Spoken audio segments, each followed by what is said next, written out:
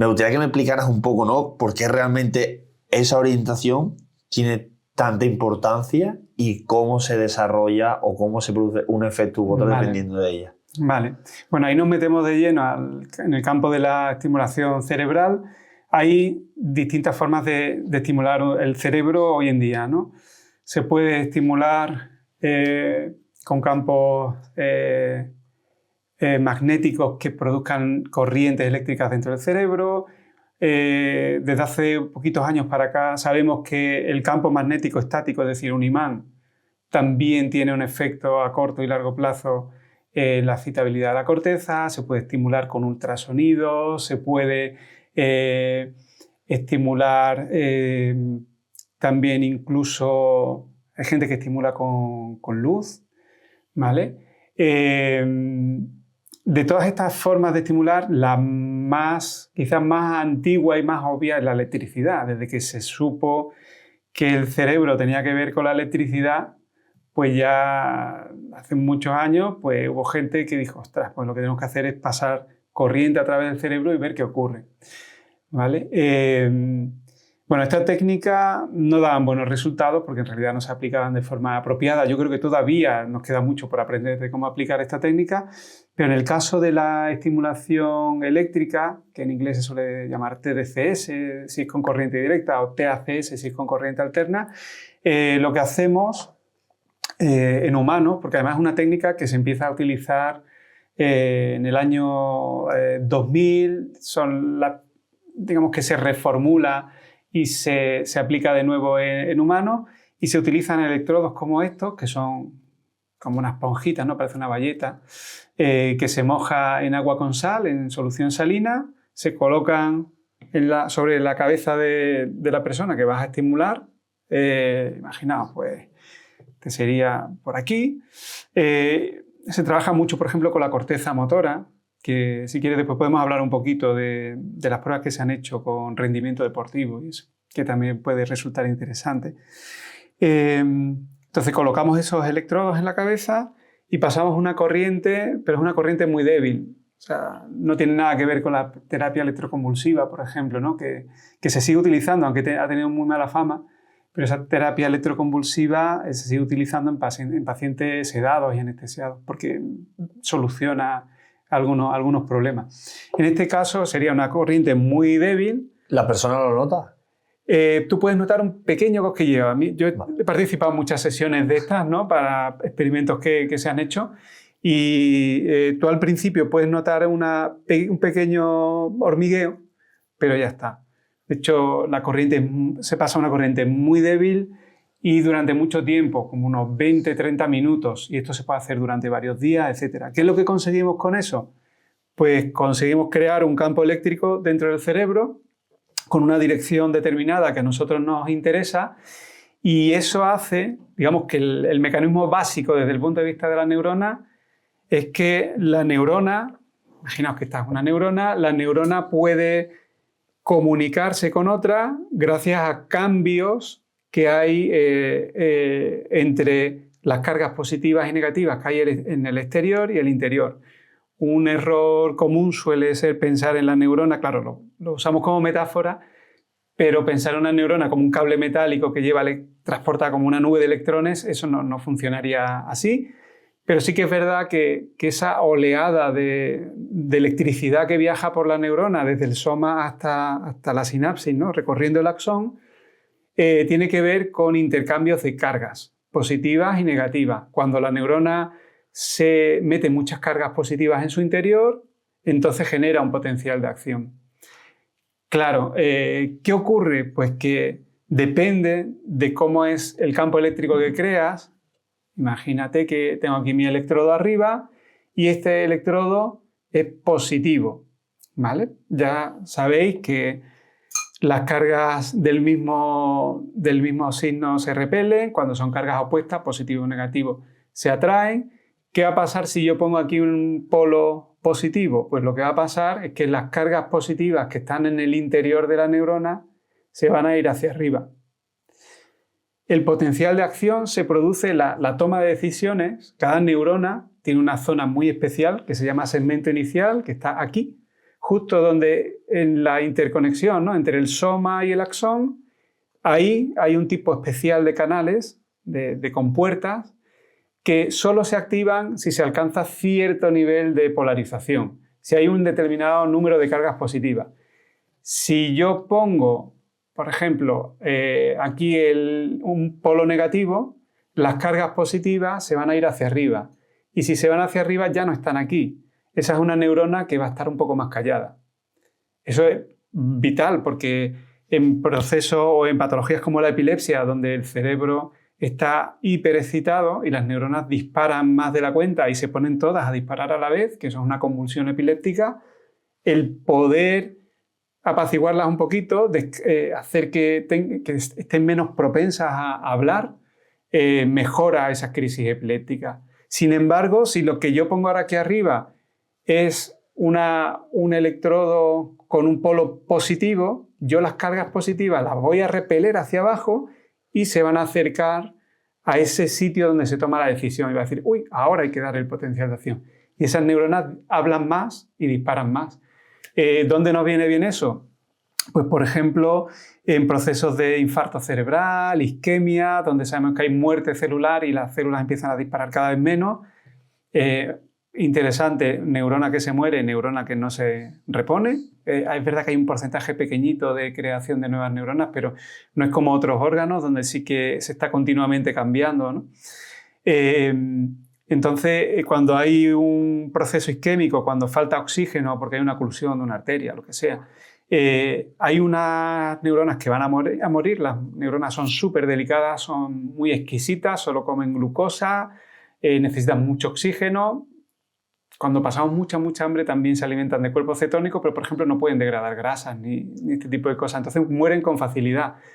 Hay una zona que se llama zona de penumbra y esa zona de penumbra es una zona donde hay neuronas que no se han muerto en ese ictus cerebral, por ejemplo, pero que si van a sobrevivir o no depende un poco de cómo sea esa activación y esa actividad de las neuronas. Entonces en esos casos nos interesa mucho hacer que las neuronas disparen más, intentar animar para ver si perdemos, minimizamos el efecto de ese infarto cerebral, por ejemplo, ¿no?, de ese proceso isquémico. Y en todo esto yo sé que da muchas vueltas para responderte, pero creo que si no es difícil comprenderlo. ¿Por qué la orientación es importante? Pues bueno, con el ejemplo manual que os he puesto, ¿vale? El electrodo, si poníamos aquí el electrodo positivo, vamos a impulsar, vamos a empujar las cargas eléctricas hacia la zona del segmento inicial, haciendo que la neurona dispare más, pero si esta neurona está así, ahora exactamente la misma colocación de electrodos causa exactamente el efecto opuesto. ¿Vale? Pues si está así y aquí tengo el polo positivo, lo que va a hacer es que las cargas positivas se van a alejar del segmento inicial. Esa idea era una idea teórica que ya estaba, pero nosotros muchas veces lo difícil de los experimentos es demostrar que eso es así, ¿no? Hay ideas que a todo el mundo le parecen razonables, pero después hay que demostrarlas. Y esa demostración, en este caso, ha tardado bastante en llegar. Con neuronas aisladas sí que se había hecho, pero en un animal completo, despierto. Esto es la primera vez que conseguimos demostrarlo, ¿no? Entonces, en ese trabajo, de hecho, lo que hacemos es utilizar una tecnología. Usamos dos técnicas, una muy compleja, pero antigua, y otra muy compleja, pero nueva. Con una de ellas lo que hacemos es registramos las neuronas, ponemos campos eléctricos y los vamos cambiando y vamos viendo cómo afecta a una neurona. Claro, yo como con electrofisiología, yo lo que veo es una raya de voltaje, yo no sé qué neurona es. Pero lo que puedo hacer es, después de registrarla, inyectarle un colorante, después tengo que extraer el cerebro, tengo que buscar esa neurona que registré y ver cómo estaba colocada en el cerebro. Y cuando miramos cómo estaba colocada en el cerebro, tridimensionalmente, vemos que cuando están así se comportan de la manera que os he explicado y cuando están al revés se comportan de la forma opuesta. ¿Qué es lo segundo que hacemos? Pues en lugar de meter un electrodo para registrar una neurona, metemos unos electrodos que se han desarrollado en los últimos años, estos se llaman neuropíxeles, y son electrodos que en lugar de tener una punta donde registrar una neurona, tiene 384 contactos. Es como meter 384 electrodos en un pelito de silicona que es más pequeño incluso que uno de nuestros electrodos normales. Y haciendo eso pudimos registrar muchas neuronas simultáneamente y comprobar que realmente en el mismo momento, con la misma polaridad, teníamos neuronas que se comportan de forma opuesta. ¿Qué implica eso?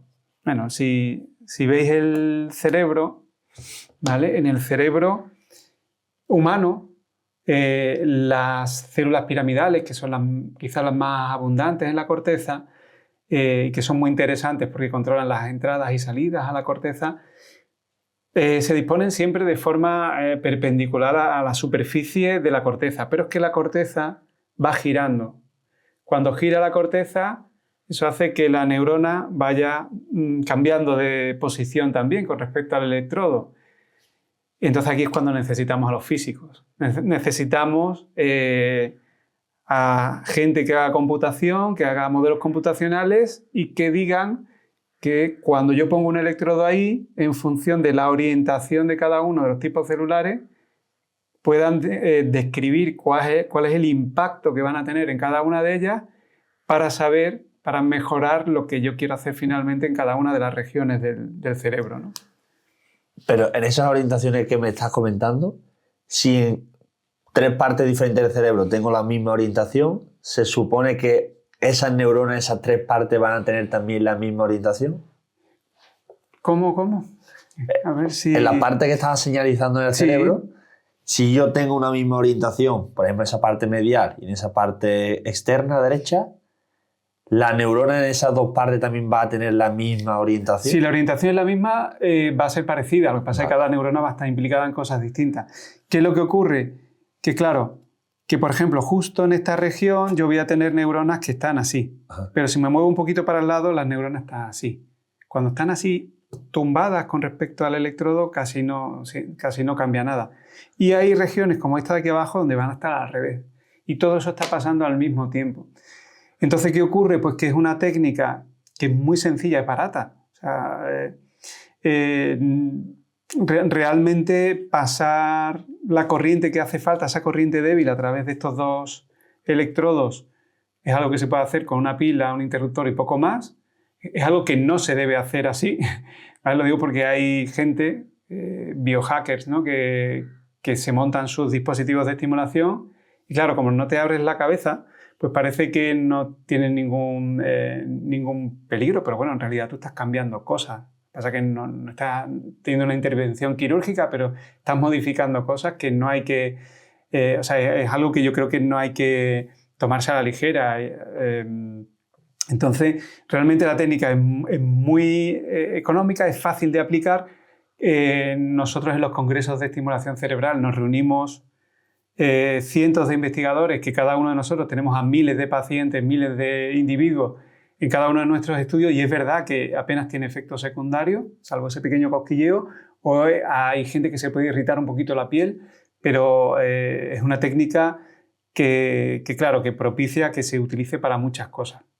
Pero realmente yo creo que lo importante es poder estudiar las bases que estamos haciendo, ya no tanto porque tenga efectos secundarios, que parece que no los tiene, ¿no? O que al menos son ridículos si lo comparas con cualquier prospecto de una pastilla, pero sobre todo para optimizarlo, porque los resultados de este tipo de técnicas son normalmente leves y requieren estimulación repetitiva. Hay pacientes donde funciona bien, hay otros donde no funciona demasiado bien. Entonces lo que tenemos que hacer es ver cómo podemos afinar aún más para que la técnica funcione bien. Claro, fíjate que es cuando uno estimula con estos electrodos, estimula regiones muy amplias. ¿Qué ocurre? Pues que también es verdad que cuando uno quiere cambiar algo en el cerebro, cuando tiene una patología, como pueda ser epilepsia, tu intervención no debe ser en un puntito muy localizado. Eso está bien, no sé, para otras cosas, ¿no? Pero cuando tienes una parte grande que está funcionando mal o que necesitas recuperarla, el que tengas estas técnicas que estimulan de forma tan difusa también tiene su ventaja y sus puntos buenos con respecto a otras, ¿no? Así que, bueno, ese trabajo que mencionas, pues sí, lo publicamos el año pasado, pero llevamos años intentando, como 4 o 5 años poniendo a punto técnicas nuevas y para poder demostrarlo, ¿no? ¿Y hay alguna patología en concreto que la técnica tenga más efectos positivos que en otras? En general lo que hay es variable, ¿vale? No conozco una patología donde yo te diga esto funciona sí o sí, pero es que creo que no hay nada que funcione de esa manera. Pero, por ejemplo, en epilepsia sé que hay mucho trabajo hecho porque la epilepsia, sobre todo cuando son epilepsias que se llaman focales, que están en la corteza, porque muchas veces la epilepsia, el foco epiléptico está dentro, está en el hipocampo. Pero cuando son epilepsias focales parece que es ventajoso, que realmente hay pacientes donde les va bien. Sé que en dolor crónico, también hay gente que lo